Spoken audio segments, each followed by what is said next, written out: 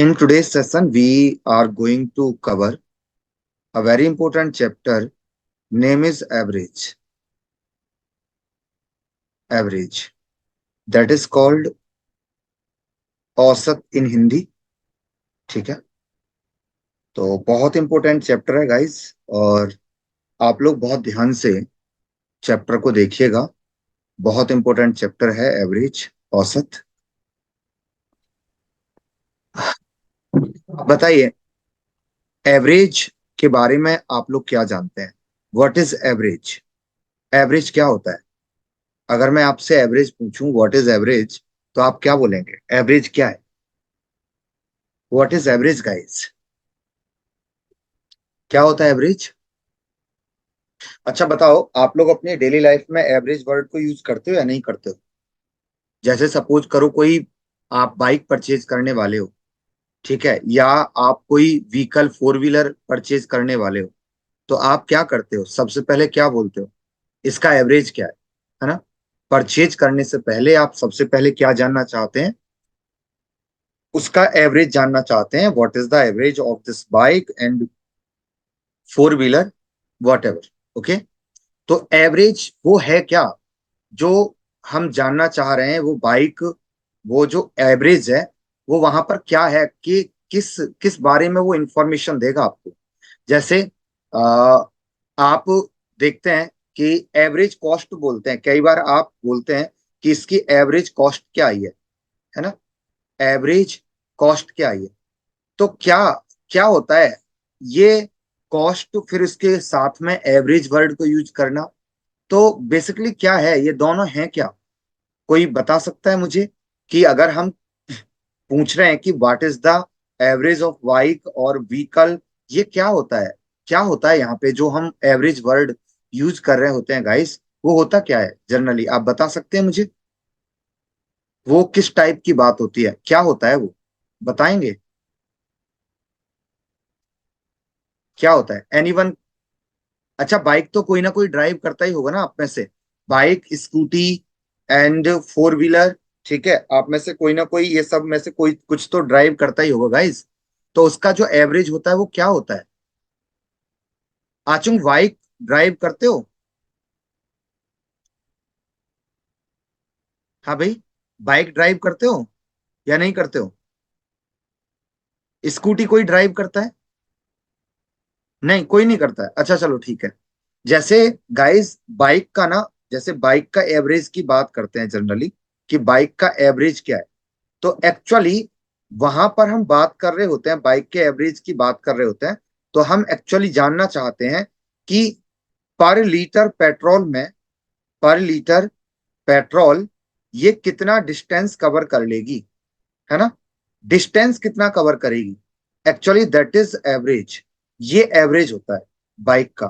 पर litre petrol में, 1 litre petrol में how much distance it will cover? Suppose that it is 50 kilometre. ठीक है, 50 किलोमीटर. तो हम बोलते हैं जनरली, ऐसे बोल देते हैं कि बाइक का जो एवरेज है, हमारी बाइक का जो एवरेज है वो 50 है. ऐसे बोल देते हैं कि बाइक का जो एवरेज है, वो बाइक का एवरेज क्या है? बाइक का एवरेज 50 है, 50. ऐसे बोल देते हैं, 50 किलोमीटर. तो एक्चुअली 50 किलोमीटर जरूर बोल रहे हो, लेकिन उसके साथ में एक वैल्यू और है जो आप अंडर पहले से सोच कर चल रहे हो. That is litre. It means you are saying that कि you are covering 50 kilometre in 1 litre of petrol. आप 1 लीटर पेट्रोल में 50 किलोमीटर का डिस्टेंस ट्रेवल कर रहे हैं. That is the average of bike. Okay. Now, अब यहां पर ना, इसको ना मैं आपको 2-3 एग्जांपल से समझाता हूं कि एवरेज होता क्या है. तब आप अच्छे से समझ पाएंगे गाइस. तो देखो, ये तो आपने बाइक के एवरेज की बात की, बट एवरेज को अब समझते हैं. What is average? एवरेज होता क्या है? जैसे गाइस मैं एक ना एग्जांपल से आपको समझाना शुरू करता हूं. आप बहुत ध्यान से समझिएगा. एवरेज जैसे A, B, C, D and E. There are 5 person, A B C D and E. ठीक है. अब सपोज करो गाइस, इनका ना मन है, ये पांचों एक जगह पर एक ग्राउंड पर बैठे हुए हैं, और अचानक से किसी के माइंड में थॉट आ गया इनमें से कि चलो पार्टी कर लेते हैं आज. ठीक है. अब पार्टी के लिए पैसे चाहिए. तो ए ने सबसे पहले मना किया कि भाई मेरे पास में कोई रुपए नहीं है, आई हैव नो मनी, मेरा बैलेंस जीरो है, मेरे पास में यहाँ कोई मनी नहीं है। ठीक है। अब बी से पूछा गया क्या आपके पास में कुछ मनी है, तो बी ने बोला यस, मेरे पास में 100 रुपीज है, मेरे पास में 100 रुपीज है। सी से पूछा गया तुम्हारे पास कितने हैं, तो बोला मैं अभी घर से आया हूं और घर का कुछ सामान लेके जाना है, बट आई हैव 1100 रुपीज। कितना है? 1100 रुपीज है। डी से पूछा गया तुम्हारे पास कितना मनी है, तो डी ने बताया कि I have 600 rupees. And guys ई के पास में suppose that there is value of 200 rupees. Okay. अब होगा क्या गाइस, ये पांचों लोग पार्टी प्लान कर रहे हैं। तो पार्टी प्लान कर रहे हैं तो पांचों ने ये कहा, डिसाइड किया कि भाई जिसके पास इस समय जितनी मनी है, बाद में आफ्टर द पार्टी एडजस्टमेंट कर लेंगे जो करना है, बट अभी क्योंकि पार्टी करनी है, तो जिसके पास जितना मनी है ना, वो सारा मनी क्या करते हैं, एक जगह इकट्ठा करके पूरा पार्टी में लगा देते हैं। तो इन्होंने क्या किया गाइस, टोटल ना कलेक्शन देखा। क्या देखा? टोटल कलेक्शन देखा। और जो टोटल कलेक्शन आया, ध्यान से देखना, टोटल कलेक्शन अगर आप देखेंगे तो टोटल कलेक्शन कितना है, 1100 plus 100, 1200, 600 and 200, that is 2000 rupee, that is 2000 rupee. Okay guys, अब ये लोग अब पार्टी की जब बात कर रहे हैं, तो पार्टी में ये लोग क्या चाहते हैं कि पार्टी इस तरह से हो कि सब लोग इक्वली इंजॉय कर पाए। क्योंकि पर पर्सन हमें क्या फाइंड करना पड़ेगा, हमें पर पर्सन ना फाइंड करना पड़ेगा कि पर पर्सन कितने रुपए, ध्यान से देखना, पर पर्सन कितना रुपए कॉस्ट आएगी। तो आप देखेंगे there are 5 person, then total collection, total collection, collection will be divided by, divided by 5 persons, and that is 2000 divided by 5 and you will get 400।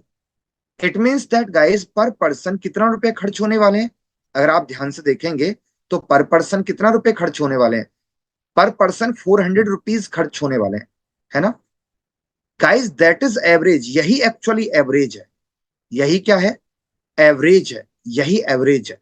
Okay guys, आप बताना, यहां ए के पास में 0 रुपी थे, बी के पास 100 रुपी थे, और सी के पास 1100, डिफरेंट डिफरेंट रुपीज हैं। बट गाइज आप देखेंगे हर पर्सन यहां पर कितने रुपए को एंजॉय करने वाला है, 400 रुपीज एंजॉय करेगा। हर पर्सन कितने रुपए एंजॉय करेगा, हर पर्सन 400 रुपीज एंजॉय करेगा, 400 रुपीज हर पर्सन एंजॉय करने वाला। Are you getting my point? It means that average ने क्या कर दिया गाइज, एवरेज ने सबको इक्वल कर दिया। क्या कर दिया एवरेज ने सबको, इक्वल कर दिया, equal. And you can say that equal distribution, क्या है ये, equal distribution, equal distribution is called average. क्यों? क्योंकि सबको बराबर करना ही क्या होता है गाइस, एवरेज होता है। अगर हम सबकी वैल्यू को बराबर कर दें, different different values we have, but अगर हम सबकी वैल्यूज को डिवाइड इक्वल कर दें, तो दैट इज कॉल्ड एवरेज, यही क्या हो जाएगा, एवरेज हो जाएगा।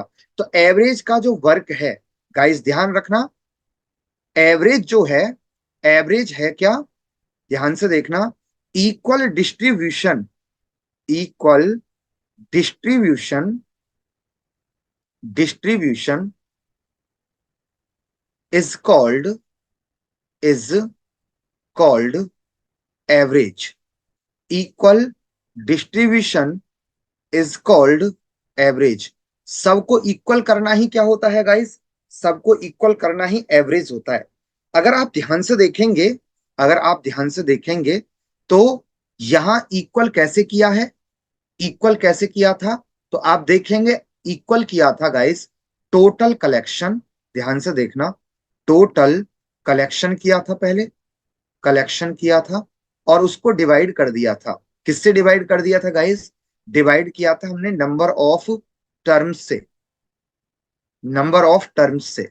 दैट इज गाइस एवरेज, यही क्या है, एवरेज है।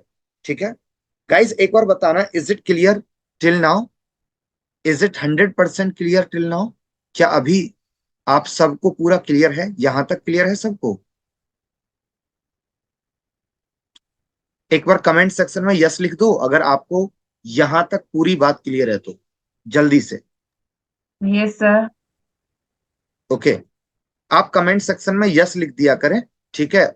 इससे ना क्लास जो है ना वो लाइव का फील आता है, क्योंकि आप कहते हैं ना जब समझ में आया है तो फिर मुझे और एक एनर्जी का लेवल मिलता है, ठीक है। देखो अब यहाँ पर ना एक बात और समझना आप, एक और एग्जाम्पल से हम एवरेज को समझने वाले हैं, ध्यान से देखना। एक और एग्जाम्पल से हम एवरेज को समझने वाले हैं, ठीक है, ध्यान से देखना। औसत, देखिएगा गाइस, औसत जो होता है ना वो बैलेंसिंग ऑफ टर्म भी होता है। बैलेंस, बैलेंसिंग भी होता है। बैलेंस करना भी क्या होता है गाइस, एवरेज होता है। जैसे मैं आपको ना एक एग्जांपल से समझाता हूं, और ध्यान रखना जब तक आप एवरेज के कोर कंसेप्ट को नहीं समझेंगे, जब तक इसकी थ्योरी को नहीं समझेंगे, तब तक आप इसके क्वेश्चंस नहीं कर पाएंगे, ये भी ध्यान रखिएगा। अब एक बात ना समझने की कोशिश करना, बैलेंसिंग कैसे होती है। देखो बैलेंसिंग का सबसे अच्छा एग्जाम्पल जो मुझे समझ में आता है वो आता है, जो हलवाई होता है ना। हलवाई जानते हो गाइस, हलवाई क्या होता है? हलवाई क्या होता है, क्या जानते हो आप लोग? जो खाना बनाने के लिए आता है, जब कोई मैरिज होता है या फिर कोई फंक्शन होता है घर में, तो जो खाना बनाने के लिए आता है उसको हिंदी में हलवाई बोलते हैं। आप बताना क्या बोलते हैं उसको, क्या बोलते हैं? स्वीट मेकर, कुछ ऐसे भी बोला जाता है, इंग्लिश में एक टर्म है स्वीट मेकर भी बोलते हैं उसको, ठीक है। तो कोई बताएगा मुझे क्या होता है वो, क्या होता है भाई? हलवाई को क्या बोला जाता है? किसी ने तो बोला है catering. No no no, catering तो अलग है, कैटरिंग सिस्टम अलग है। कैट कैटरिंग सिस्टम अलग है। हलवाई घर पे बुलाकर जो है ना वो खाना प्रिपेयर जो कराते हैं, वो कैटरिंग सिस्टम नहीं होता है, वो तो अलग होता है। मैं वहीं से एक एग्जांपल आपको देता हूँ, ठीक है। आ, आप सुनिएगा, जैसे घर पे किसी को बुलाते हैं ना खाना बनाने के लिए, ठीक है सर, कन्फेक्शनर, हाँ कन्फेक्शनर तो है। यहाँ इनकी आपकी भाषा में क्या बोलते हैं मैं वो जानना चाह रहा था, ठीक है। अब सुनो सुनो ध्यान से, जैसे कोई पर्सन है, आपके घर में कोई फंक्शन है, और उस फंक्शन में, ध्यान से देखना, उस फंक्शन में ना आपने एक पर्सन को बुलाया है जो आपके लिए घर में खाना बनाएगा, ठीक है। अच्छा, एक ना आपको शायद पता होगा, बंगाल की एक फेमस डिश है जिसको रसगुल्ला बोलते हैं। आपने खाया भी होगा रसगुल्ला, ठीक है। तो हलवाई आया है और वो रसगुल्ला प्रिपेयर करेगा, ध्यान से समझना आप। ये एग्जाम्पल बहुत अच्छा है, और इसको समझना ये बताएगा एवरेज बैलेंस भी कैसे करता है। तो आपके घर फंक्शन है, और हलवाई ने आपसे पूछा कि कितने लोग आएंगे फंक्शन में। आपने पूछा, आपने कहा 100% जो है वो फंक्शन में आएंगे, ठीक है। अब 100% फंक्शन में आएंगे, तो आपने बोला रसगुल्ला बनवाने हैं आपको, ठीक है, सपोज दैट। तो गाइज, हलवाई ने कहा आपसे कि आप एक काम करो, सब लोगों को कॉल कर करके पूछो कि कौन कितने रसगुल्ले खा लेगा, ठीक है। अगर गाइज आप बताओ सच में, अगर आपने कॉल करके किसी भी रिलेटिव को या फ्रेंड को पूछा कि भाई कितने रसगुल्ले खाओगे, पहले ही बता दो, मैं उसी के अकॉर्डिंग मनवा लूंगा, तो सामने वाला शायद आपके फंक्शन में भी ना आए, कि बताओ खिलाने से पहले ही पूछ रहा है कितना खाओगे। हाँ, शायद आएगा भी नहीं आपके फंक्शन में। बट आप ऐसा तो कर नहीं सकते। लेकिन गाइज यहाँ पर जो खाना है, मैं एक एग्जांपल समझाता हूं, यहाँ पर एवरेज के कंसेप्ट का यूज होता है। एवरेज का एक कंसेप्ट यूज होता है, कैसे यूज होता है? वो हलवाई जो होता है, जो कन्फेक्शनर होता है, वो एक आइडिया देता है कि चलो हम ना पर पर्सन, ध्यान से देखना गाइस, पर पर्सन हम 3 रसगुल्ला बनाएंगे, 3 रसगुल्ला पर पर्सन बनाएंगे। तो उसने 100 के साथ में अगर ध्यान से देखोगे, तो 100 के साथ में 3 के साथ में अगर देखो तो 300 रसगुल्ला उसने प्रिपेयर कर दिया, ठीक है। अब गाइज एक बात बताइए, क्या हर व्यक्ति जो फंक्शन में आएगा वो 3 ही रसगुल्ला खाएगा? ये तो इसने एक आइडिया लगा दिया है। तो क्या 3 ही रसगुल्ला खाएगा हर पर्सन? ऐसा नहीं है ना। कोई व्यक्ति हो सकता है, किसी को डायबिटीज हो, वो एक भी रसगुल्ला ना खाए। कोई व्यक्ति एक खाए, हो सकता है कोई दो खाए, हो सकता है कोई तीन खाए, हो सकता है कोई 4 रसगुल्लास खाए, हो सकता है कोई 25 रसगुल्लास खाए, ऐसा भी हो सकता है। कुछ कुछ लोग ऐसे होते हैं, किसी को किसी चीज को खाने का ना बहुत बहुत ज्यादा जैसे शौक बोलते हैं ना, वो होता है। 25 रसगुल्ला खाते हुए मैंने एक पर्सन को देखा। एक मैरिज एनिवर्सरी थी, उसमें 25 रसगुल्ला खा गया। ठीक है। तो ये जो 25 रसगुल्ला खाने वाले जो लोग हैं, इनको कैसे मैनेज करेगा एवरेज? एवरेज एक्चुअली ये कहता है कि जो लोग 3 से ज्यादा रसगुल्ला खा रहे हैं, मोर देन 3 रसगुल्ला जो खा रहे हैं, वो एक्चुअली बैलेंस कर रहे हैं। मोर देन 3 जो खा रहे हैं, वो लोग बैलेंस कर रहे हैं। किन को बैलेंस कर रहे हैं? लेस देन 3 को। लेस देन 3 को मैनेज कर रहे हैं वो। जो लोग 3 से कम रसगुल्ले खा रहे हैं, उनको मैनेज कर रहे हैं वो कौन? मोर देन 3 वाले। अब देखो, जो कम खा रहा है, उसको उसके हिस्से के जो रसगुल्ला है, वो कौन खा रहा है? वो गाइस, जो मोर देन 3 वाला पर्सन है, वो उसके हिस्से के रसगुल्ले खा रहा है। That is called balancing process. यही क्या है गाइस? बैलेंसिंग प्रोसेस है। यही बैलेंसिंग प्रोसेस है। तो एवरेज जो है ना, वो बैलेंसिंग प्रोसेस है, जिसमें जो जो व्यक्ति अपनी वैल्यू से कम खर्च कर रहा है, उसके सारा खर्च कौन कर देगा? वो कर देगा जो जिसने ज्यादा खर्च किया है। जिसका कंजम्पशन हाई है, वो लो कंजम्पशन वाले को अपना कंजम्पशन से बैलेंस कर देता है। तो गाइज, यहां से ना एक पाथ और ओपन होता है। आपने एवरेज फाइंड करने का ये रास्ता शायद आपको नहीं पता होगा, बट बैलेंसिंग अप्रोच से एक रास्ता और ओपन होता है। देखो, यहां पर मैं हेडिंग लगा रहा हूं, एक ध्यान से देखना। How to find average. How to find average. ठीक है। सपोज करो गाइज, मैं एवरेज फाइंड कर रहा हूं, तो देखो, पहली जो है, पहला जो प्रोसेस है गाइज, वो है इक्वल डिस्ट्रीब्यूशन। क्या है?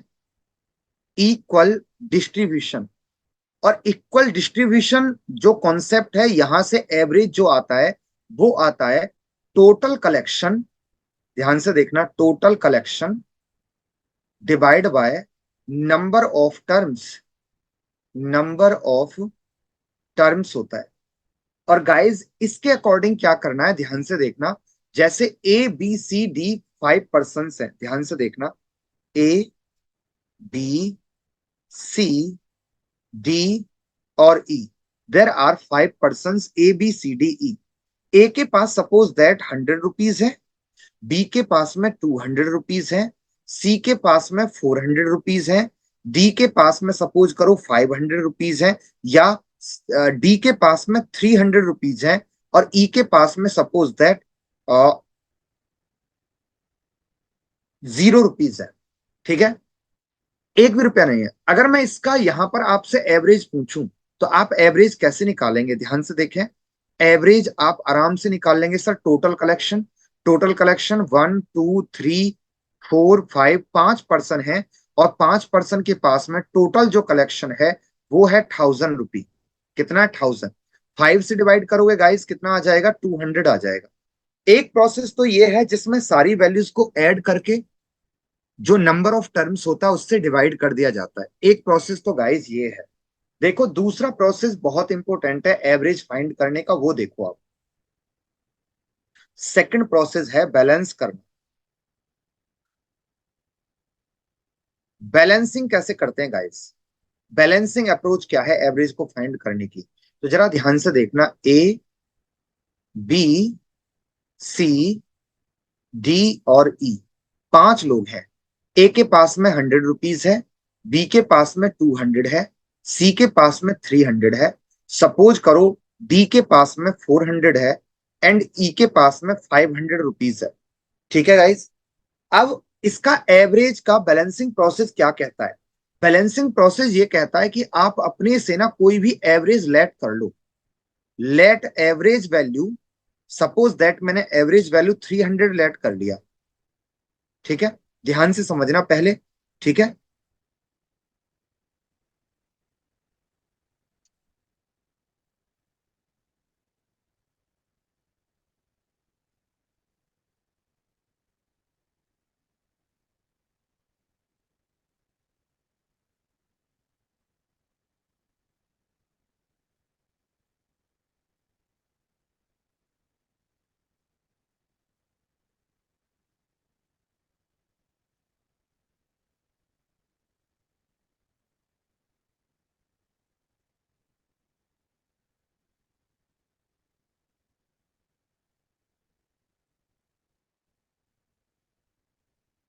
ओके गाइस, देखो, लेट एवरेज इज 300 रुपी।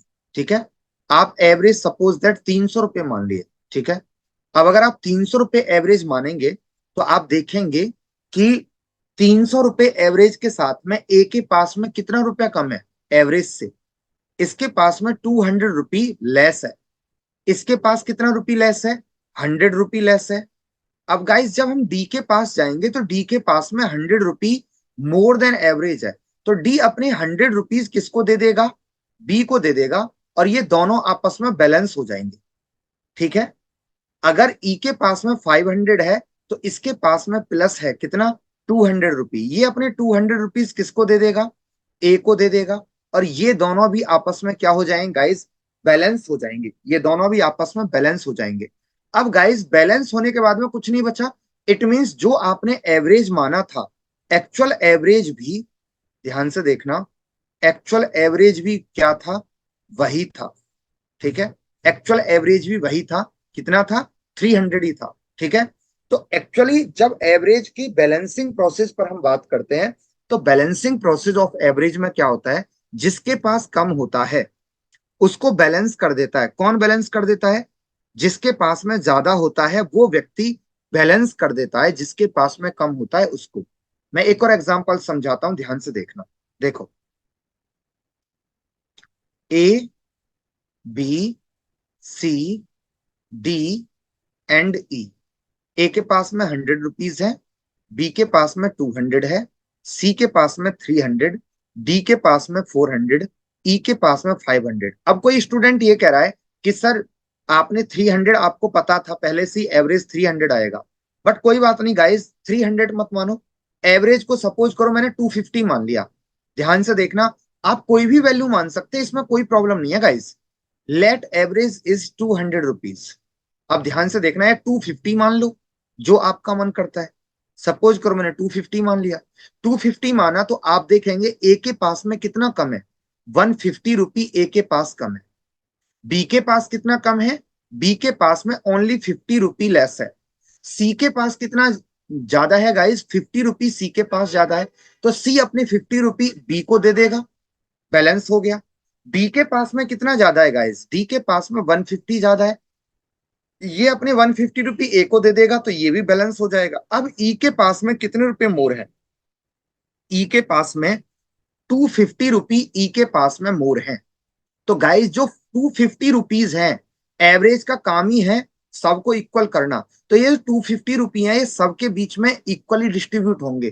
कितने लोगों के बीच में होंगे? 5 पर्सन के बीच में इक्वली डिस्ट्रीब्यूट होंगे। तो यहां पर देखेंगे तो हर पर्सन के हिस्से में 50 रुपी आ जाएगा। तो अब देखेंगे तो जो न्यू एवरेज होगा, जो एक्चुअल एवरेज होगा, वो क्या हो जाएगा? Actual average will B 250 plus 50, and guys it will be 300। आपने देखा लास्ट टाइम भी एवरेज कितना आया था? 300 ही आया था। अभी भी एवरेज कितना आया है गाइज? 300 ही आया है। आप अपनी मर्जी से कोई भी वैल्यू एवरेज लेट कर सकते हैं। आपको बस ये ध्यान रखना है, जो वैल्यू आपने ली है उसको से कितना कम और कितना ज्यादा है, that is second another approach to find the average. ठीक है, आई होप आपको ये बात अच्छे से क्लियर हो गई होगी। Is it clear for all of you guys? क्या ये बात आपको क्लियर है? एक बार कमेंट सेक्शन में बताएं मुझे।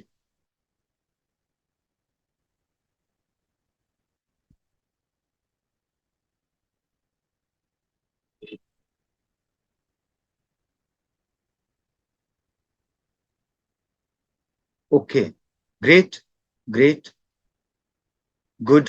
चलिए अगले क्वेश्चन पर आइए। तो अगर आपको ये बात क्लियर है गाइज, तो एक काम कीजिए, मुझे बताइए, find find average of first 10 prime numbers. Guys एक क्वेश्चन मैंने आपकी स्क्रीन पे लिखा है, आप लोग जरा इसका आंसर दीजिए। Find average of first 10 prime numbers.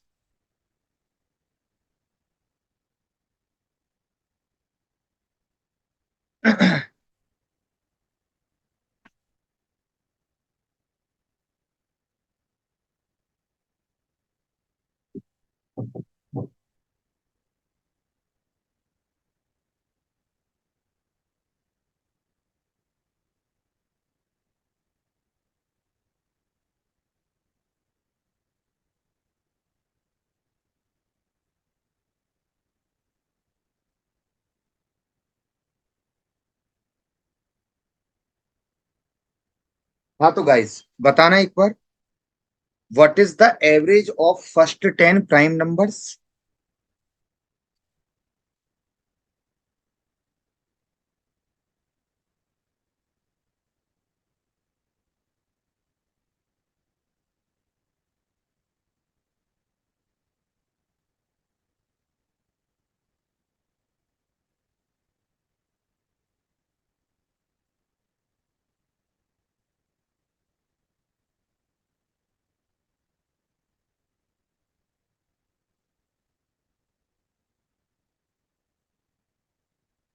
Okay 12.9। Okay okay guys देखना, सबसे पहले 10 प्राइम नंबर्स तो लिखो। क्या आपको 10 प्राइम नंबर्स पता है? अच्छा सबसे पहले सभी लोग कमेंट करके बताओ, what is the first prime number? पहला प्राइम नंबर क्या है? What is the first prime number? पहला प्राइम नंबर क्या है guys? 2। Okay everyone knows that is 2। Great. तो अभी ना मैं प्राइम नंबर लिख रहा हूं, देखना। 2 है, next prime number is 3, next is 4। 4 भी प्राइम नंबर है ना गाइस? 4 प्राइम नंबर है ना?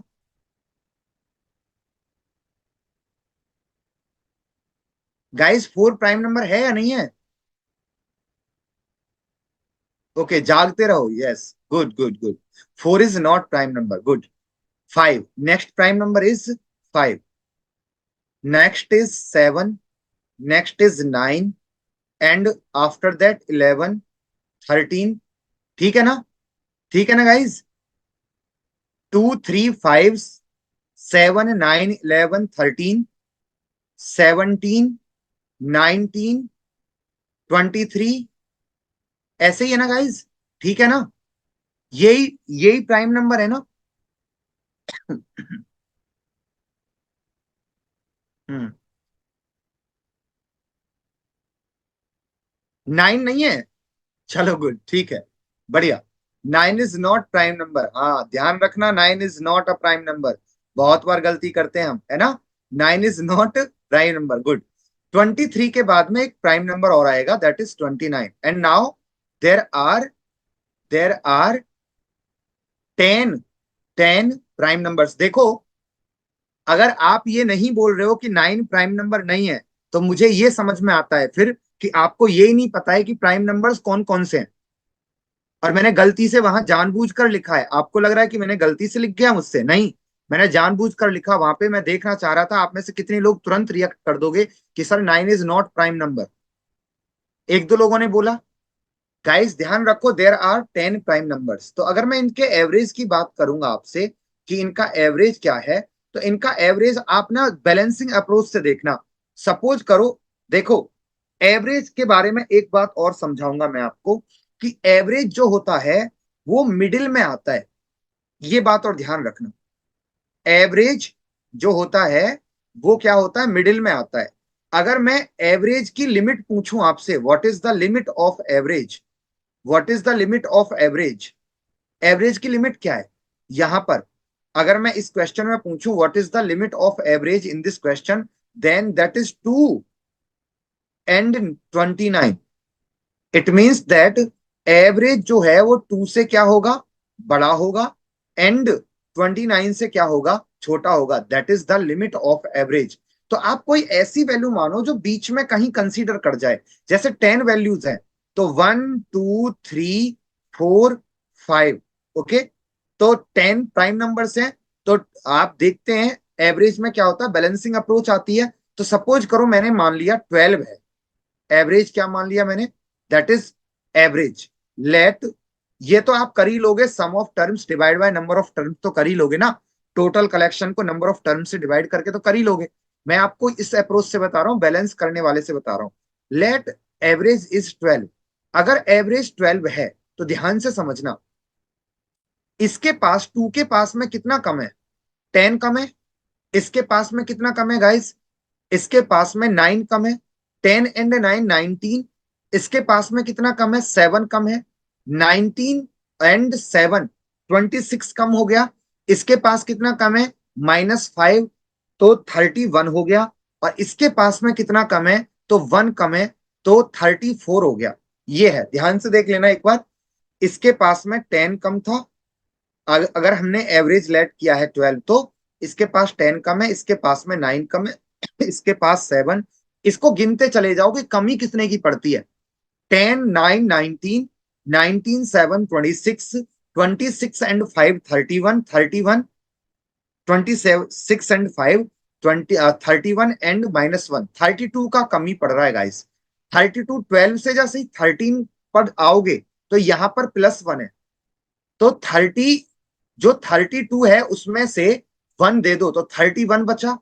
अब इसके पास में 5 और एक्स्ट्रा है, तो 31 में से ध्यान से देखोगे तो 5 और चला जाएगा। 31 में से 5 जाएगा तो कितना बचेगा गाइस? 26 बचेगा। फिर 19, 19 के पास कितना ज्यादा है? 7 ज्यादा है। 26 में से 7 हटा दो, 21 बचा। फिर यहां पर देखोगे तो कितना ज्यादा हो गया? 11, है ना? 11 तो 10 ज्यादा बचा, बस 10 की कमी पड़ रही है। और अगर 29 पर जाओगे जब, इसके पास में कितना ज्यादा है? तो आप देखेंगे इसके पास में 17 ज्यादा है। और उसके साथ में जब आप देखोगे तो आपको पता लगेगा कि प्लस हमें कितना करना है। और जब प्लस जो आएगी वैल्यू, जो भी वैल्यू प्लस आएगी उसको 10 से डिवाइड कर देंगे, आप देखेंगे 9 वैल्यू प्लस आएगी। और 9 को डिवाइड करेंगे 10 से, तो गाइस जो आंसर आएगा वो आएगा 12.9। अदरवाइज आप सीधा भी कर सकते हैं, क्या करें? टोटल कलेक्शन कर लें। गाइस टोटल कलेक्शन कितना आएगा? जरा बताना, टोटल कलेक्शन कितना आ रहा है? टोटल कलेक्शन आ रहा होगा 129। और टोटल टर्म्स कितने आ रहे होंगे? टोटल टर्म्स आ रहे हैं हमारे 10। तो ये आंसर आ जाएगा, एवरेज हो जाएगा 12.9। That is the average. Average क्या हो गया? 12.9। तो या तो गाइस बैलेंस कर लो, या आप सीधा टोटल कलेक्शन को नंबर ऑफ टर्म्स से डिवाइड कर लो। दोनों एक ही बात है, इनमें कोई कोई प्रॉब्लम आपको नहीं होने वाली है। Is it clear for all of you guys? क्या आपको यहां तक क्लियर है? एक बार कमेंट करके बताएं। Is it clear for all of you till now?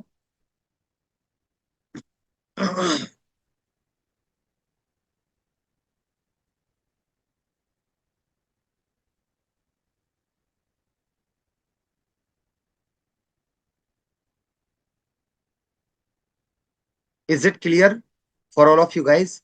अगर किसी को क्लियर नहीं है तो सीधे अनम्यूट होकर बात कर लेना, ठीक है?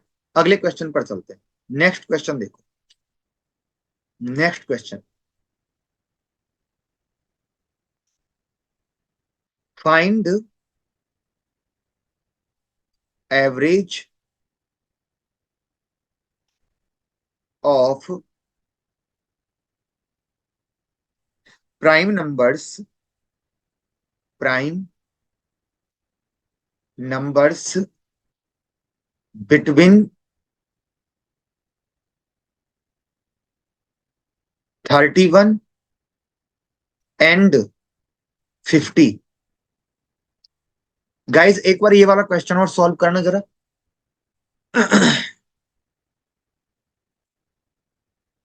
Find average of prime numbers between 31 and 50।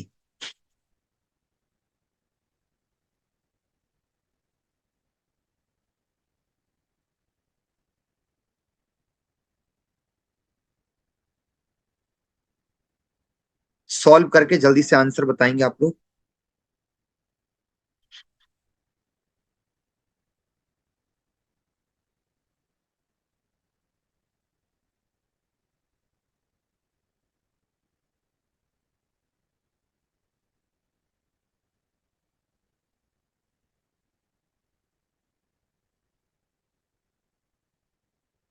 42।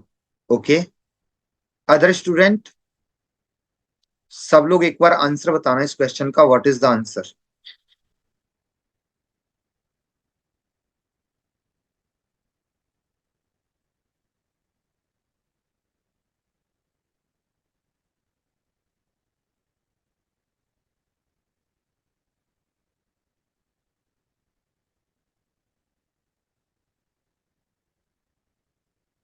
Guys what is the answer?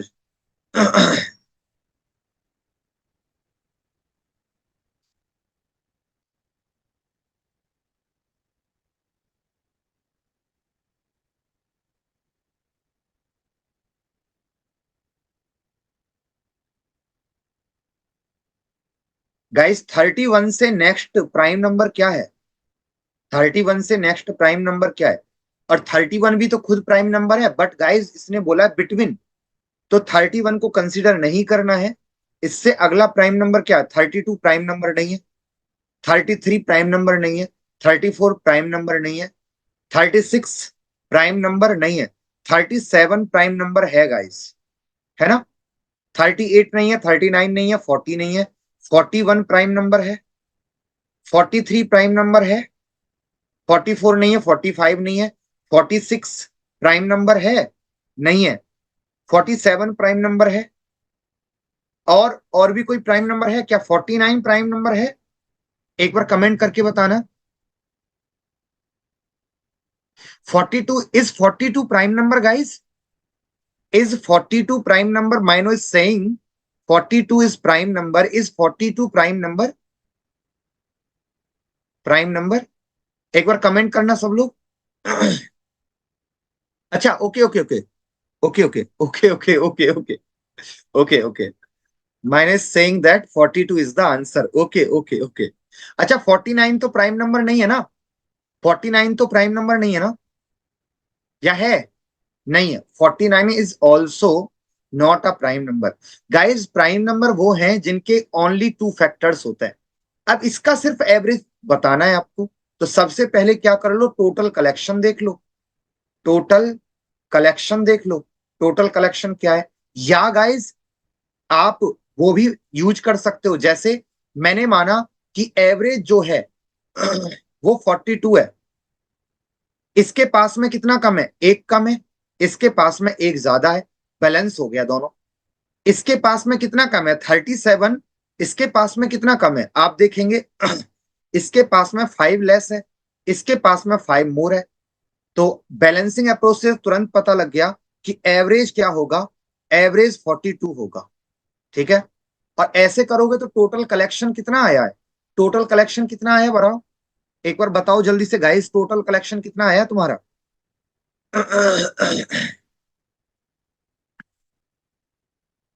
Guys total collection क्या आया है आपका?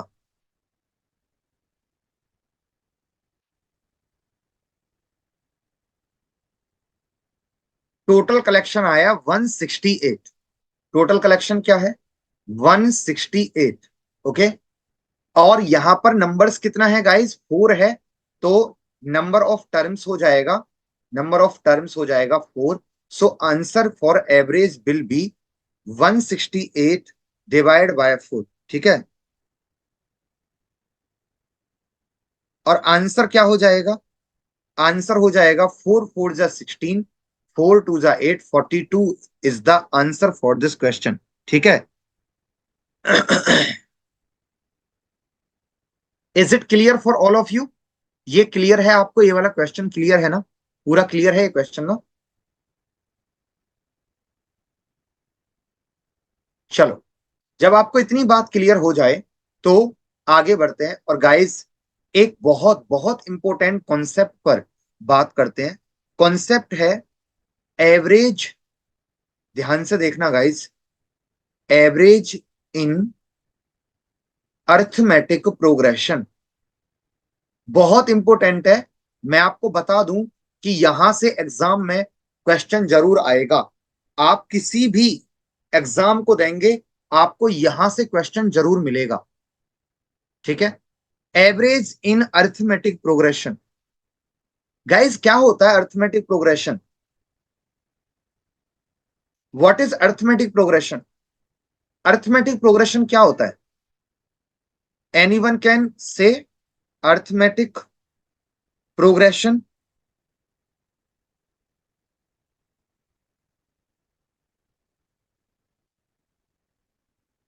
अर्थमेटिक प्रोग्रेशन क्या है?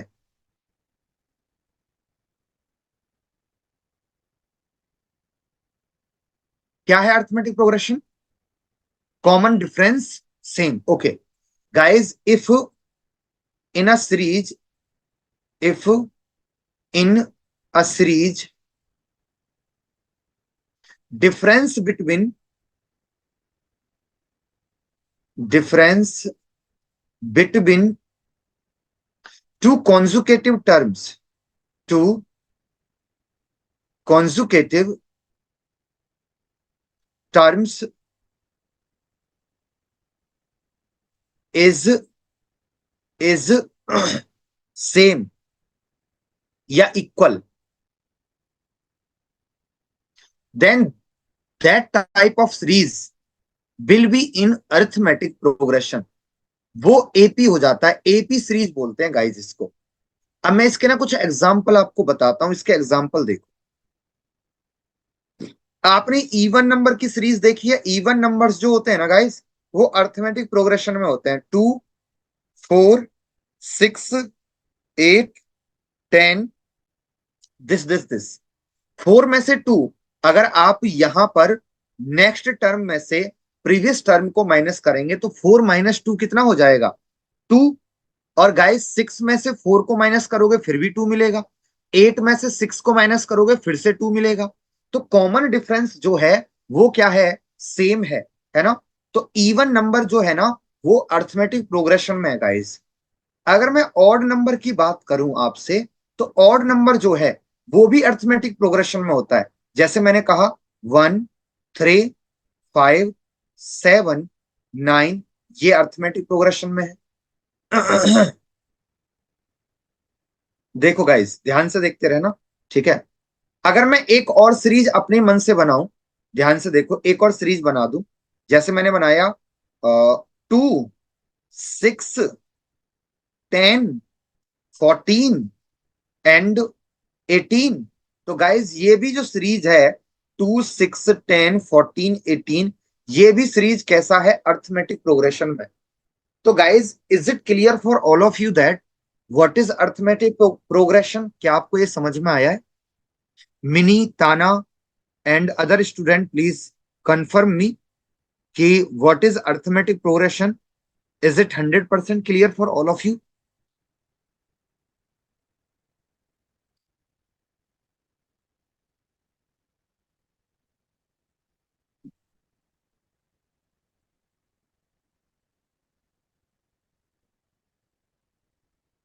ओके, प्यूपी लिपिड सबको क्लियर है ना? चलो गुड। अब आगे आओ।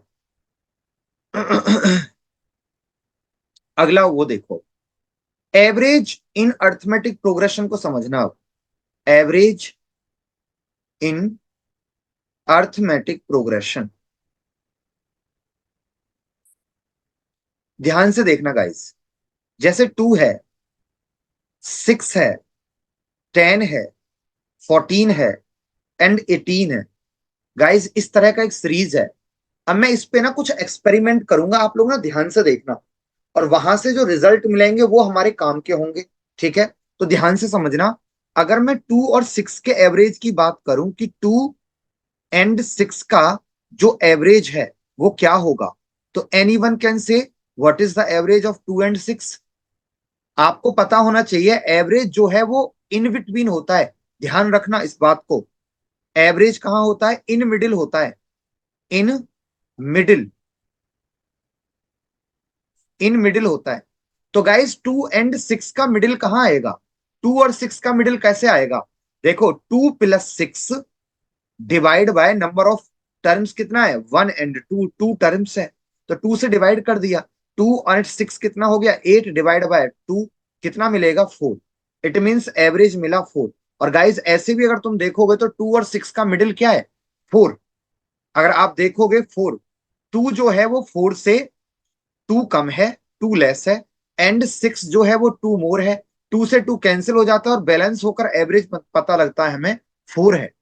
अब गाइस अगर मैं आपसे पूछूं 2 6 और 10 का एवरेज क्या है, तो बताना जरा। 2 6 और 10 का एवरेज क्या होगा? कमेंट करके बताओ जल्दी से। 2 6 और 10 का एवरेज क्या होगा? What is the average of 2 6 and 10? बताना जरा।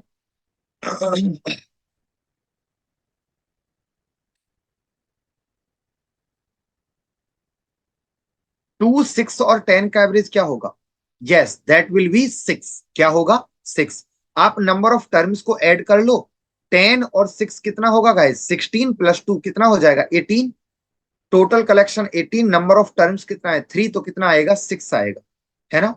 अगर तुम ध्यान से देखोगे गाइस, तो इन मिडिल 2, 6 और 10 के मिडिल में कौन आता है? खुद 6 आता है, इसलिए 6 खुद एवरेज बन गया। अब गाइस ध्यान से देखना, अगर मैं आपसे पूछूं 2, 6, 10 और 14 का एवरेज क्या होगा, तो आप बताना 2, 6 और 10 का मिडिल कहां है? 2, 6 और 10 का मिडिल कहां है? 2, 6, 10 और 14 का मिडिल कहां है? 6 और 10 के कहां है? मिडिल में। और आप बताना 2 और 6 और 10 के मिडिल में क्या आएगा? 8 आएगा। बोलो गाइस, 6 और 10 के मिडिल में क्या आएगा? 8 आएगा। 8, 8, 8, देखो ना, 8 आएगा। अगर तुम्हें नहीं पता लग रहा है तो दो मिडिल टर्म जो है उनको ऐड करके भी 2 से डिवाइड कर दोगे तब भी पता लग जाएगा गाइस। 16 डिवाइड बाय 2 कितना आया? 8 आया। कितना आया? 8। और गाइस मुझे ये और बताओ, अगर मैं आपसे ये पूछूं, ध्यान से देखना अब, अगर मैं आपसे ये पूछूं कि इन सब का एवरेज क्या है, तो आप बताना ये 5 टर्म है, इनका मिडिल कहां होगा? इनका मिडिल 10 होगा, तो 10 क्या बन जाएगा इस स्थिति में? एवरेज बन जाएगा। 10 क्या बन जाएगा? एवरेज बन जाएगा। 10 एवरेज बन जाएगा। क्यों? क्योंकि 5 टर्म्स है और इनमें मिडिल कहां है? मिडिल 10 है। तो गाइस अब ना एक बात को ध्यान से समझना, जो मैं यहाँ पे लिखने वाला हूं, देखो। एवरेज, और एग्जाम में देखोगे यहां से क्वेश्चन आएगा जरूर। एवरेज इन अर्थमेटिक प्रोग्रेशन जो होता है गाइस, वो होता है, देखना ध्यान से, इन मिडिल। कहां होता है? इन मिडिल होता है। कहां होता है? बीच में होता है। ठीक है। और यहां पर एक बात ध्यान रखना guys, if counting of counting of terms is even, then average will be average will be in middle of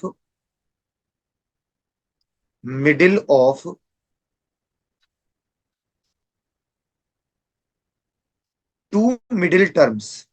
two middle terms, ध्यान रखना गाइस इसको। Two middle terms. और गाइस पॉइंट भी ये ध्यान रखना, if counting counting of terms terms is odd, then average will be middle term.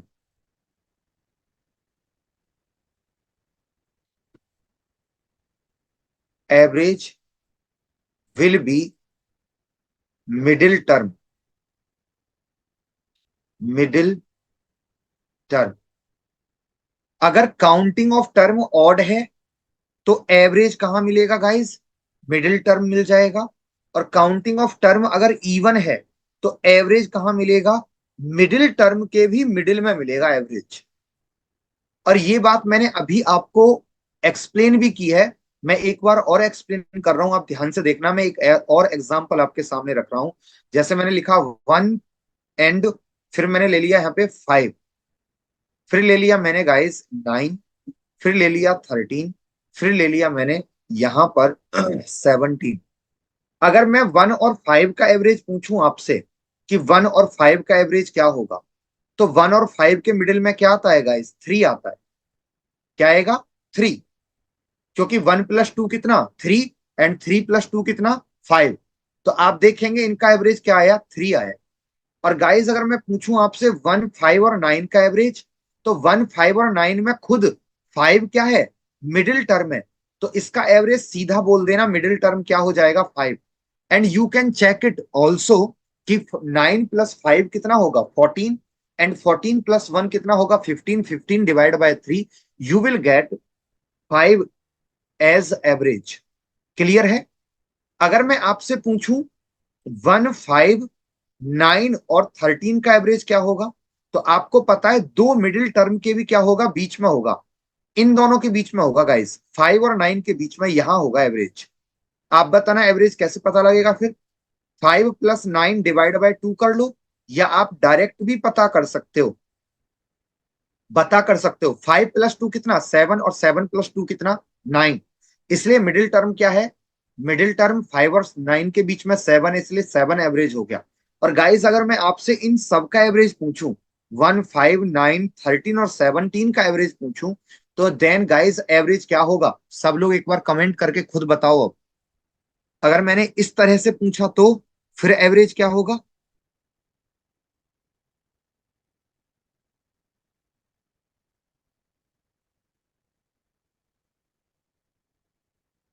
Then guys 9 will be average, very good. इस स्थिति में एवरेज क्या बन जाएगा? In this situation average will be guys 9, 9 average बन जाएगा। Is it 100% clear for all of you? क्या ये सबको क्लियर है?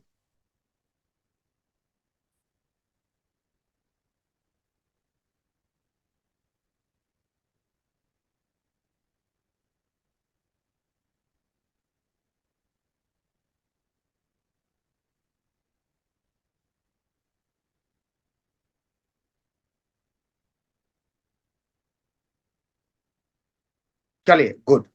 जब आपको इतनी बात समझ में आ जाए गाइज, तो अब यहां पर एक क्वेश्चन का आंसर देना मुझे, ठीक है? क्वेश्चन है मेरा आपसे,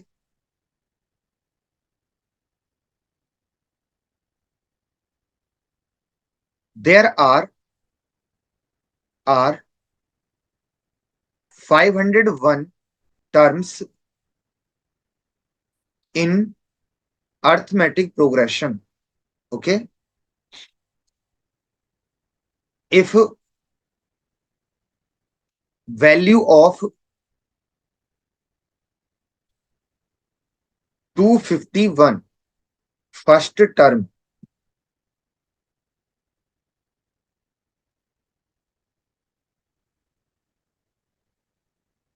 is 1023, then then find average of 501 terms. बताना जरा क्या होगा answer guys?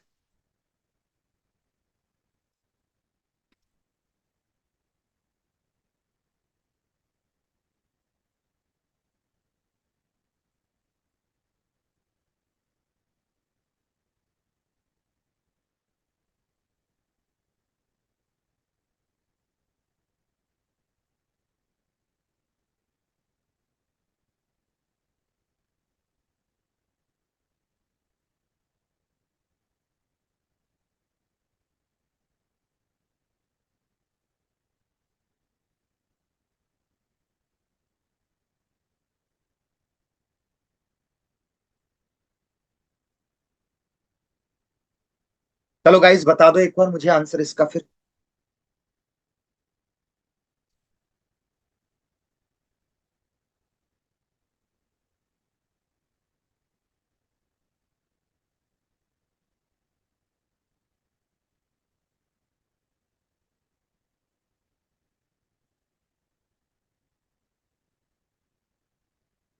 1023।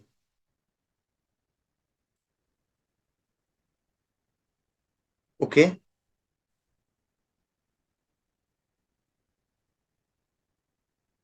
Other student, guys ये बताना मुझे कि 501 टर्म्स है, 501, 501 टर्म्स है। What is the middle term? What what is middle term? Middle term क्या होगा इसमें? तो गाइज आपको बहुत इजीली पता लग जाएगा। 501 को 2 से डिवाइड कर दो, कितना आएगा? 250 पॉइंट समथिंग आएगा ना। तो जो समथिंग है उसमें एक ऐड कर देते हैं, ये that is the middle term. It means 250 first is middle term, यही मिडिल टर्म है।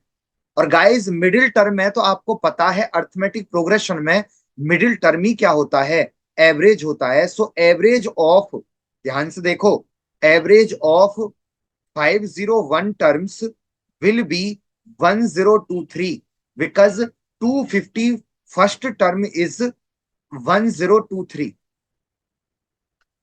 क्या आपको क्लियर हुआ गाइज? अगर आपको ऐसे क्लियर नहीं हो रहा तो ऐसे समझो, 501 को हाफ करोगे तो 250 बीच में और 250 साइड में, और बीच में क्या होगा? 250 फर्स्ट टर्म आएगा. Is it clear guys? Middle term क्या होगा 501 में? Guys is it clear for all of you? क्या समझ में आया आपको?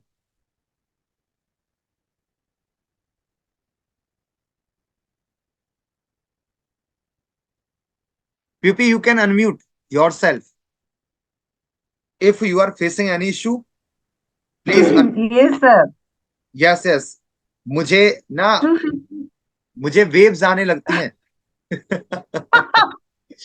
बोलो, क्या इश्यू क्या है, बोलो. 250 प्लस 1, हाँ. ये हो, 251 प्लस टर्म का ये 1023 कैसे आएगा सर? अच्छा ये बताओ पीपी, एक बात बताओ. अगर मैं 11 टर्म्स ले लूं, देखो, एक टर्म, दो, 3, 4, 5, 6, 7, 8, 9, 10 and 11. What is the middle term पीपी? What is the middle term? 6. Sixth. Sixth is the middle term ना? That is yes. Middle term. कैसे पता लगा? 5 टर्म्स आगे हैं और 5 टर्म्स पीछे हैं. एक्चुअली अगर तुम 11 को 2 से डिवाइड करोगे तो कितना आएगा? 2 5 10. इट मीन क्वेश्चन कितना आया? 5 आया ना? Yes. It means it is saying that 5 terms left में है इसके और 5 टर्म्स राइट में, and sixth term is in the middle. First yes five sir. Term first 5 terms, और ये है लास्ट 5 टर्म्स. लास्ट 5 टर्म्स ये है. क्या क्लियर है? यूपी समझ में आ रहा है? यस. जी हाँ. सर. ओके. तो 101 में जब आप डिवाइड करते तो क्वेश्चन आता 500. It means it is saying that first 500 terms in the left and last 500 terms in the right. ठीक है. हाँ. अभी ना, जैसे जैसे आप टाइम स्पेंड करोगे मेरे साथ साथ, तो मुझे पता लगने लगेगा किस स्टूडेंट को कहाँ डाउट आ रहा है, और मैं नाम लेकर पूछ लूंगा. आप बेशक ना बोलो फिर भी मेरे अंदर ये थैंक यू पावर सर. है. मेरा प्रोसेसिंग बहुत स्लो है. कोई बात नहीं, कोई बात नहीं. ये मेरे अंदर पावर है. ये मतलब बाबा वगैरह मत समझना मुझे कि वो पता कर लेते हैं, वैसा नहीं है. बट हाँ, इतने दिन से पढ़ा रहा हूँ स्टूडेंट को. मुझे लग रहा है 2014 से पढ़ा रहा हूं मैं, और 2024 चल रहा है, तो 10th ईयर चल रहा है. ऑफलाइन बहुत सारे स्टूडेंट को पढ़ाया है, तो पता लग जाता है अब कहाँ पर किस स्टूडेंट को कितना डाउट आ सकता है. यही एक्चुअली लाइव क्लास का यही सबसे इंपॉर्टेंट पार्ट है. जैसे ही आप टीचर से एक बार अपना डाउट पूछोगे तो टीचर को पता लग जाएगा कौन सा स्टूडेंट कहाँ पर है, किस लेवल पर है. और एक बात बता दूं कि टीचर को ये पता लग जाना कि मेरा स्टूडेंट इस लेवल पर है, ये आपके लिए बहुत अच्छी बात है. आपको बहुत बार पूछना नहीं पड़ेगा, मैं अपने आप बता दूंगा 90% केसेस में. 1% केस में शायद आपको ना लगे, बट आप एक बार पूछिए, फिर मैं अपने आप लेवल सेट कर लूंगा अपने माइंड में. देखो एक और क्वेश्चन करते हैं. मैंने आपसे पूछा. Thank you sir. हाँ. देखो मैंने आपसे पूछा क्वेश्चन में, द एवरेज. अच्छा यहां ऐसे करते हैं, average of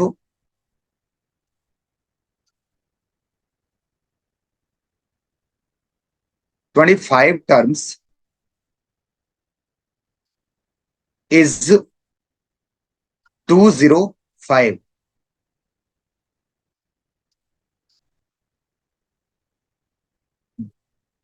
terms are in arithmetic progression. If difference between difference between two consecutive terms two consecutive terms is 6. Find uh, value of value of 10th term. Guys, what is the answer?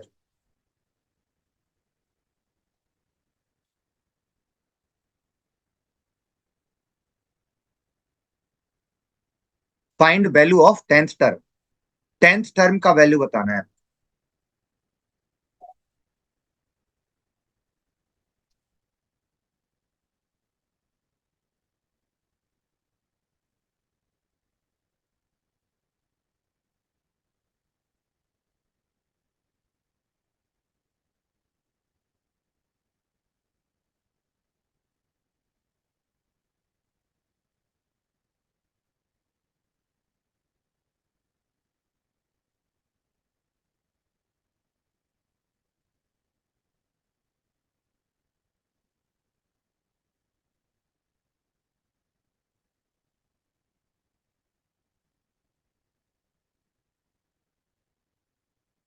What is the value of 10th term, guys?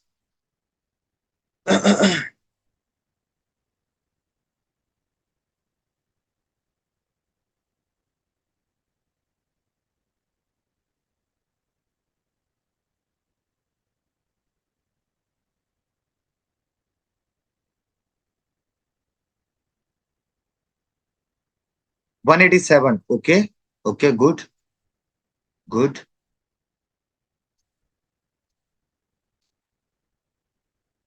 Other student, find the answer for this question.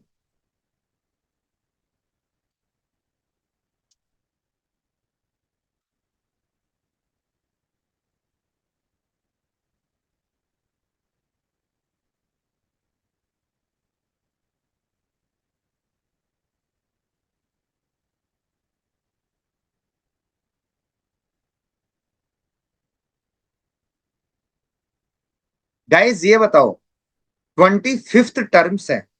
There are 25th term. 25 terms है. इन 25 terms का जो middle term होगा वो कौन सा होगा? सभी लोग एक बार कमेंट करना. मिडिल टर्म क्या होगा? मिडिल टर्म क्या होगा? ये जो 25 टर्म है इनका मिडिल टर्म क्या होगा? बताना एक बार. 13 13 टर्म। 13th होगा. 13th होगा, है ना. 25 को 25 को डिवाइड करेंगे 2 से तो हमें पता लगेगा 12 is question and that is saying that left side में भी 12 टर्म्स है and in the right side there are 12 terms. ये हमें पता लग गया. फिर हमने मिडिल टर्म की अगर मैं बात करूं तो जो मिडिल टर्म है दैट इज 13th. वो क्या है? 13th है. ठीक है. 13th टर्म मिडिल टर्म है. अब ये बताओ अगर 13th टर्म मिडिल है, 13th टर्म मिडिल और इसकी वैल्यू 205 है ना. तो ये बताओ 12th टर्म की वैल्यू क्या होगी? 6 इसमें से लेस कर देते हैं क्योंकि 6 का ही गैप है ना. तो इससे 6 कम होगा ना, है ना. कितना हो जाएगा? 199. ठीक है. 11th टर्म क्या होगा गाइस? 11th टर्म 6 फिर से लेस करो, कितना होगा? 193. एंड एंड यहां पर जो 10th टर्म है, 10th टर्म जो है वो क्या हो जाएगा? वो हो जाएगा 187. 10th टर्म क्या हो जाएगा guys? 187. 187 is the correct answer for this question. क्या आपको समझ में आया? Is it clear for all of you guys? समझ में आया? 10th टर्म क्या हो जाएगा? 187 हो जाएगा 10th टर्म हमारा.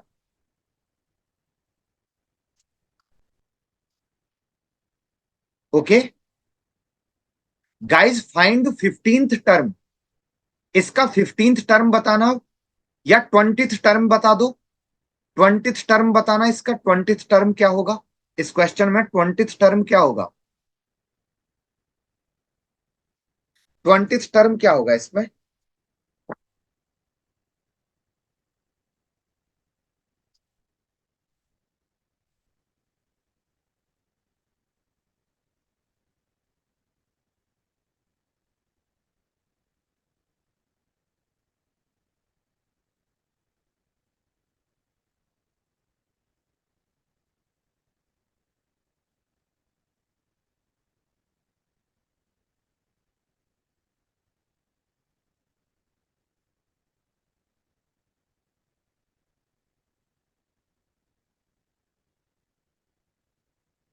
What is the value of 20th term guys?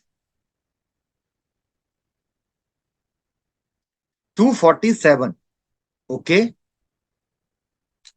Other student, what is the value of 20th term? 247, very good mind, good.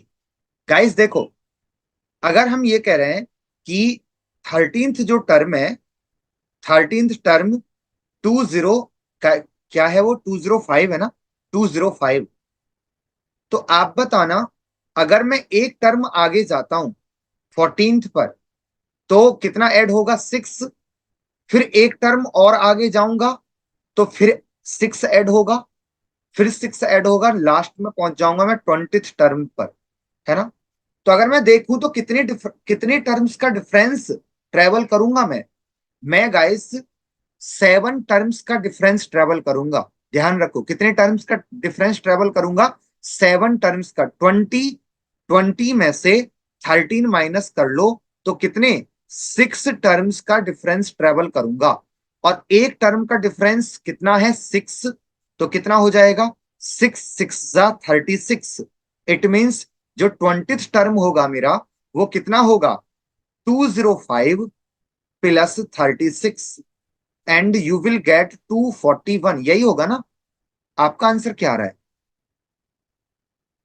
कुछ गलती तो की नहीं की ना मैंने? अच्छा, यहाँ पे 7 आएगा ना। अरे देखो क्या सिली मिस्टेक हो रही है मुझसे। अरे गाइस, 7 नहीं आएगा, बोल भी नहीं रहे हो कुछ भी। अगर बाई मिस्टेक कोई टर्म लिख गया है, कुछ लिख गया है, तो बोल भी नहीं रहे हो। यहाँ 7 नहीं आएगा, देख रहे हो। 7 6 का कितना होगा, 42 होगा, और यहाँ पे 42 ऐड होगा। क्या ऐड होगा, 42। और 42 जब ऐड होगा तो ये कितना हो जाएगा, ये हो जाएगा 247। That is the correct answer for this question. I hope that is 100% clear for all of you guys. अब ये 100% क्लियर हो गया, आई होप। हो गया ना, हो गया ना guys?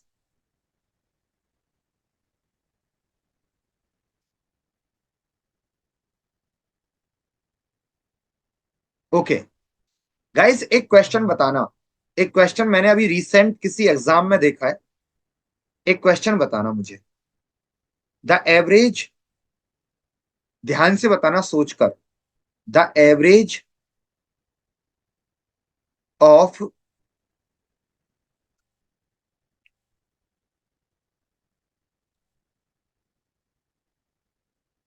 200 non zero, non zero integers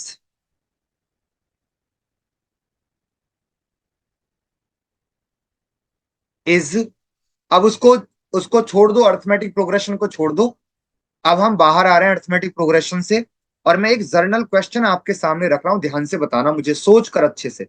the average of 200 non zero integers is 0। How many, how many maximum, maximum positive integers, positive integers can be. सोच कर 2 मिनट आराम से बेशक सोच लो, लेकिन क्वेश्चन का आंसर सोचने की कोशिश करो।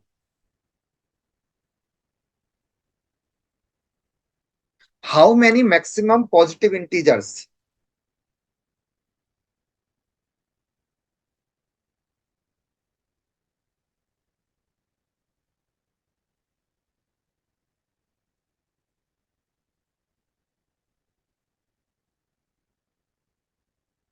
ये क्वेश्चन ना किसी एग्जाम में देखा था मैंने, और अच्छा क्वेश्चन है।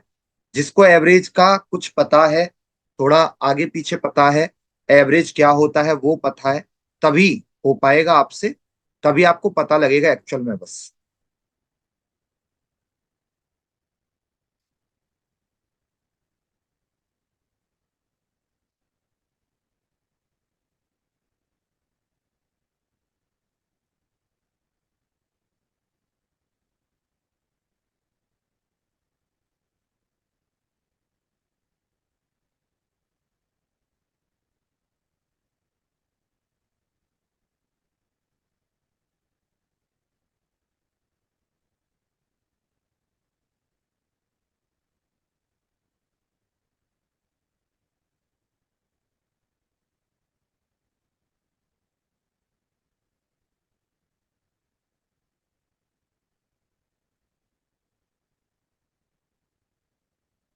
गाइस बताना आंसर क्या होगा।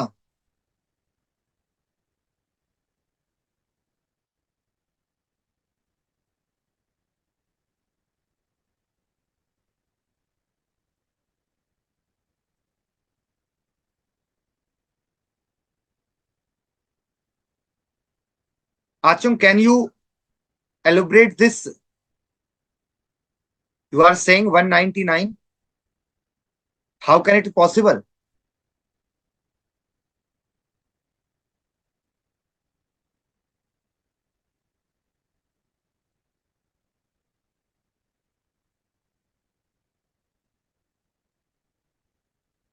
हाँ भाई, बता सकते हो।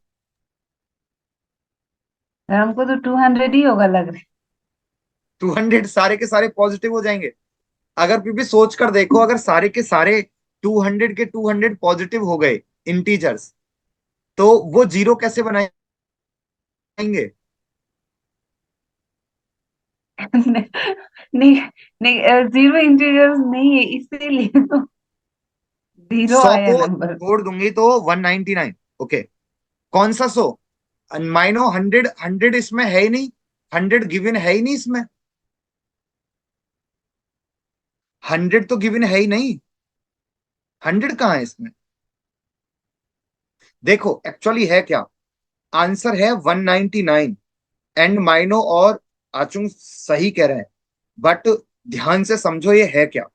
देखो ध्यान से, 200 है, और मैंने ना 199 पॉजिटिव इंटीजर्स ले लिए, 199 पॉजिटिव ले लिए इंटीजर्स, पॉजिटिव इंटीजर्स लिए। और मैं कह रहा हूं इनका सम ऑफ टर्म्स जो आएगा, इनका सम ऑफ टर्म्स जो आएगा इनका, वो आएगा गाइस, सपोज करो प्लस का एक्स।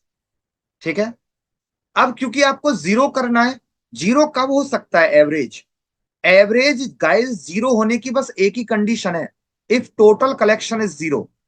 ध्यान रखना, टोटल कलेक्शन क्या हो जाए, टोटल कलेक्शन जीरो हो जाए। टोटल कलेक्शन जैसे ही जीरो होगा, तो फिर नंबर ऑफ टर्म्स चाहे जो भी हो, वो क्या हो जाएगा गाइस, वो जीरो हो जाएगा, एवरेज क्या हो जाएगा, जीरो। तो जीरो होने की, टोटल कलेक्शन के जीरो होने की बस एक ही कंडीशन है। ठीक है, हाँ, एक ही कंडीशन है। माइनो देखो ध्यान से सुनो, सही एक्सप्लेनेशन जो है वो ये है जो मैं बोल रहा हूं। इसके एवरेज के जीरो होने की एक कंडीशन है, अगर टोटल कलेक्शन जीरो हो जाए। और टोटल कलेक्शन जीरो कैसे हो सकता है, सपोज दैट 199 पॉजिटिव इंटीजर्स थे, और उन सबका सम ऑफ टर्म्स आ रहा था प्लस एक्स, है ना। ध्यान से समझना, ये प्लस एक्स आ रहा है, और एक एक ही नेगेटिव इंटीजर्स लें, only one negative integer, negative integer, और उसकी वैल्यू अगर माइनस एक्स हुई, सोच कर देखो, तो टोटल कलेक्शन जब करोगे, टोटल कलेक्शन जब करोगे तो टोटल कलेक्शन क्या आएगा, plus x minus x, it will be cancel and it will be zero. And number of terms चाहे 200 हो या कुछ भी हो, देन एवरेज क्या हो जाएगा गाइस, एवरेज हो जाएगा क्या, जीरो। तो आप मैक्सिमम कितने इंटीजर्स ले सकते हो, 199 पॉजिटिव इंटीजर्स ले सकते हो, और उसी के इक्वलेंट में जो आएगा, और उनका जो सम आएगा, उतनी ही वैल्यू क्या ले लेना, नेगेटिव में ले लेना। तो आपका जो एवरेज है वो उस कंडीशन को सेटिस्फाई कर जाएगा और आंसर क्या हो जाएगा, 0 हो जाएगा। अब बताओ क्या क्लियर हुआ सबको? अच्छा कॉन्सेप्ट है। देखो आप जब तक चीजों को अच्छे से समझोगे नहीं तब तक कुछ नहीं होगा।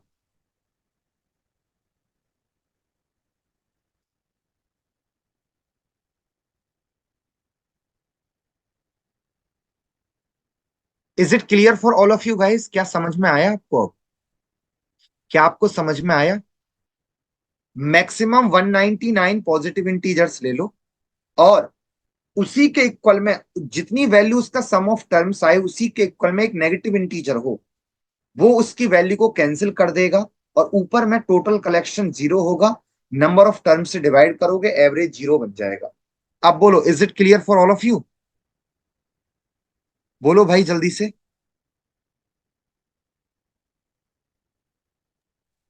सर क्लियर नहीं हुआ। क्योंकि क्लियर नहीं हो रहा है, चलो कोई बात नहीं। एक्चुअली ना ये मैक्सिमम वैल्यू क्रिएट करने की कोशिश कर रहा है क्वेश्चन कि मैक्सिमम क्या हो सकता है। मैंने एक एग्जांपल समझाता हूं। 10 पर्सन है, A B C D E F G H I and J. A के पास में सपोज करो 10 रुपी है, बी के पास में 20 रुपी है, सी के पास में 30 रुपी है, डी के पास में 40 रुपी है, ई के पास में 50 रुपी है, एफ के पास में 60 रुपी है, जी के पास में 70 रुपी है, एच के पास में 80 और आई के पास में 90 रुपी है। तो आप ये बताना इन सब के पास में कुल मिलाकर कितने रुपये हो गए? इनके पास में टोटल कितने रुपये हो जाएंगे? जल्दी बताओ, कमेंट करके बताओ कितने रुपये हो जाएंगे, कितने रुपये हो जाएंगे? अच्छा इनका एवरेज बता सकते हो आप? इनका एवरेज क्या होगा, जल्दी से बताना कमेंट करके। इनका एवरेज क्या होगा जरा बताना। इसका एवरेज क्या होगा गाइस? एवरेज। अच्छा ये बताओ ये जो वैल्यूज लिखी है मैंने, ये अर्थमेटिक प्रोग्रेशन में है या नहीं है? जरा बताओ मुझे जल्दी से। ये जो वैल्यूज आपने लिखी हैं ये अर्थमेटिक प्रोग्रेशन में है या नहीं है? बोलो है या नहीं है? कमेंट यस करके सर। बताओ। है, कमेंट करके बताओ जल्दी सभी लोग। देखो सब में 10-10 का गैप आ रहा है, यही तो समझा रहा हूं। तो आप बताना अर्थमेटिक प्रोग्रेशन में एवरेज कहां होता है? मिडिल में होता है। ये टर्म्स कितने हैं? ये टर्म्स कितने हैं? 1 2 3 4 5 6 7 8 9। 9 टर्म्स हैं तो एवरेज क्या हो जाएगा गाइस? इसका एवरेज हो जाएगा 50। एवरेज क्या हो जाएगा? 50 हो जाएगा। अभी आपको एक्सप्लेन किया अच्छे से मैंने। अच्छा ये बताओ अगर एवरेज 50 है तो एवरेज का काम है सबको इक्वल करना। यहां पर टर्म्स कितने हैं? 9। तो इसका मतलब इनका सम कितना हो जाएगा? हर बंदे के पास 50-50 होंगे तो 9 पर्सन से तो कितना हो जाएगा? 450 हो जाएगा। अगर आपको ऐसे ना लगे तो आप सबको ऐड करके खुद देखना। आप लोग क्या करना, सारी वैल्यूज को ऐड करके खुद देखो। करके देख लो, अपने आप करके देख लो। जब तक नहीं करोगे तब तक समझ में कैसे आएगा? करके देखो,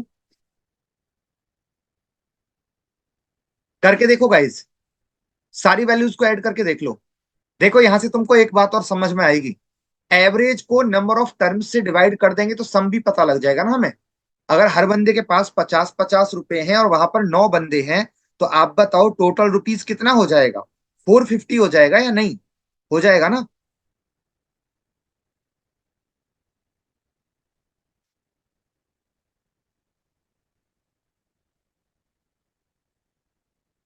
कमेंट करके बताओ 450 हो रहा है? सम 450 हो रहा है? अगर सम 450 आ गया तो मैं आगे बढ़ूंगा फिर। आ रहा है? जब सम 450 आ गया तो एक जे के पास में, ध्यान से समझना, जे के पास में माइनस में 450 रुपीज है। ध्यान से देखो, जे के पास में माइनस में क्या है? 450 रुपीज है। तो आप बताना टोटल कलेक्शन क्या हो जाएगा? टोटल कलेक्शन क्या हो जाएगा? 450 प्लस का 450 माइनस का, ये हो गया टोटल कलेक्शन 0। और इस कंडीशन में एवरेज क्या हो जाएगा? 0/10 कितना हो जाएगा? 0 हो जाएगा। तो पॉजिटिव वैल्यूज कितनी ली मैक्सिमम तुमने? 9 वैल्यूज ले ली। 9 वैल्यूज पॉजिटिव ली। और इनका जितना सम आ रहा था उसके इक्वलेंट वैल्यू एक ले ली, क्या, नेगेटिव।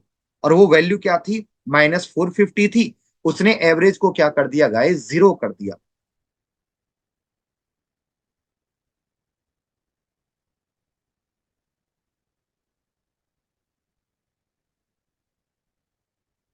अब बताओ guys, is it clear for all of you now? क्या अब क्लियर है सबको? अब समझ में आ गया? Yes sir. ठीक है। अच्छा ये बताओ, मिनिमम पॉजिटिव वैल्यू कितनी हो सकती है फिर? अगर मैं इसमें मिनिमम पॉजिटिव पॉसिबल वैल्यू पूछूं आपसे, इसी क्वेश्चन में मिनिमम वर्ड पूछ लूं, मिनिमम पॉजिटिव वैल्यू क्या होंगी, उसका आंसर क्या करोगे? मिनिमम पॉजिटिव वैल्यू क्या होंगी? मिनिमम पॉजिटिव इंटीजर्स कितने होंगे, जरा बताना मुझे, कितने होंगे?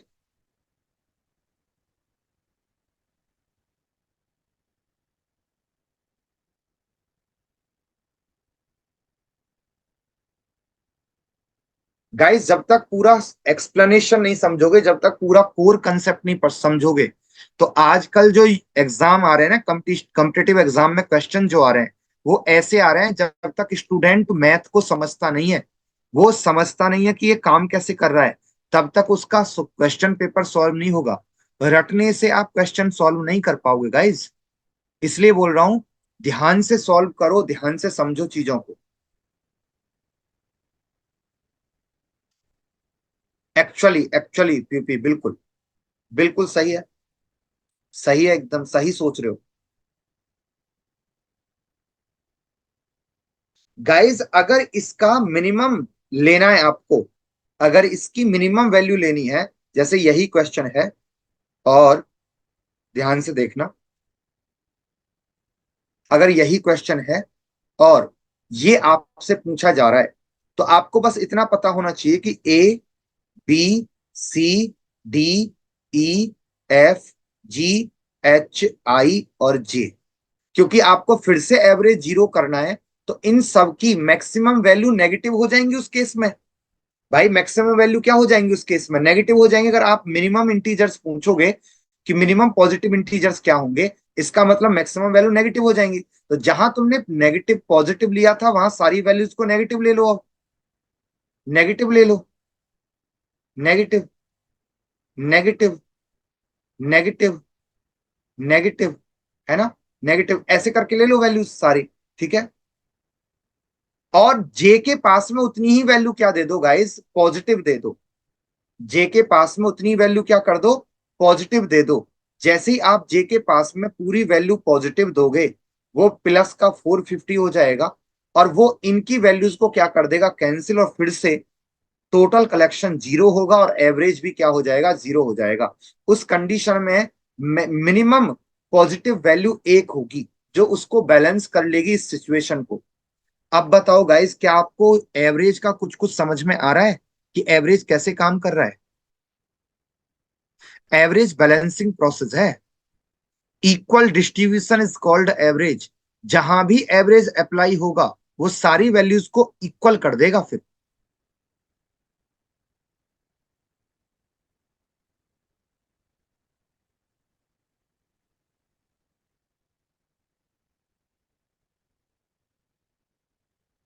Guys is it 100% clear? अब क्लियर है सबको? एक बार कमेंट सेक्शन में यस लिखो, तो मैं इस क्लास को पूर्ण विराम दूं, फुल स्टॉप दूंगा आज के सेशन को। और अगर किसी का कोई डाउट है तो पूछ लो। क्लियर है सबको? ओके गाइस, तो ठीक है। अभी मैंने एवरेज का अभी एक क्लास, नहीं मुझे लग रहा है 1.5 क्लासेस लगेंगी इसमें, तो वो मैं आपको कल, पहले कल यहां से आगे कंटिन्यू करते हैं, उसके बाद में नेक्स्ट क्लास पर जाएंगे। ठीक है। चलो तो गाइज, आज के लिए इतना काफी है। Good night all of you, and bye.